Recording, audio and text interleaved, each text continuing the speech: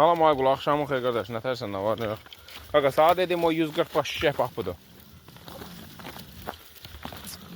Hamısını çəkirəm, baxasan. İnşallah yerləşdirəsən səhifəyə, kimə nə qədər lazımdır, belə satılır. 4-ü də bala alır.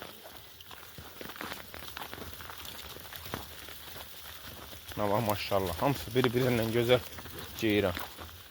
Bunun 70 dənəsi birinci qarına xam toğuldu, bax bunlar. Görürsən bax bunları. 70'i birinci qarına xam toğuldu. Cəmi də 140 heyvandır. Bax.